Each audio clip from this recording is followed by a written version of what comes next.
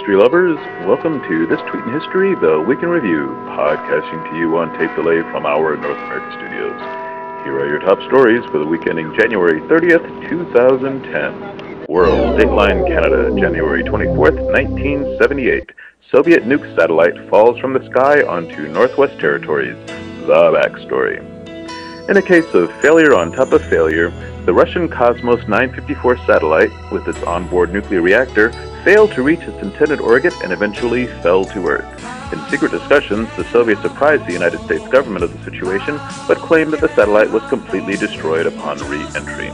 The satellite, however, left a swath of debris in a path covering 3 Canadian provinces. The United States and Canada launched a 3-phase recovery operation over the course of almost a year, eventually recovering 12 pieces of the satellite, 10 of which were radioactive.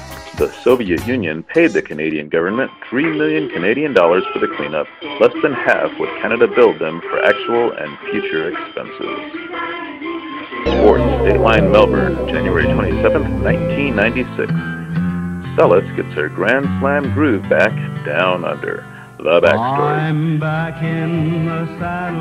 2.5 years after a deranged fan of Steffi Graf ran out onto the court during top-ranked Monica Seles' quarterfinal match against Magdalena Maliva in Hamburg and stabbed Seles in the back, Seles returned to the women's tour, culminating with the championship at the Australian Open in 1996, which turned out to be her last Grand Slam title, although she consistently reached the quarter and semifinals, remaining a fixture in the women's top 10 until her retirement in 2003. All of that in one sentence.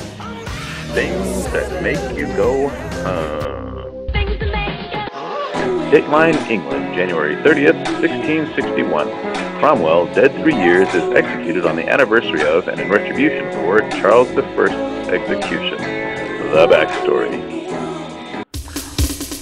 Oliver Cromwell had a successful run in the UK, serving as a commander in the New Model Army which defeated the Royalists, executing King Charles I, and serving as Lord Protector of the Commonwealth of England, which included Scotland and Ireland, which he vanquished in the 5 years preceding his death by malaria. Following his death, things went horribly wrong. Cromwell's son, Richard, who had no power base, resigned within a year of Cromwell's death, creating a power vacuum that ultimately allowed Charles II to return from exile to a restored monarchy.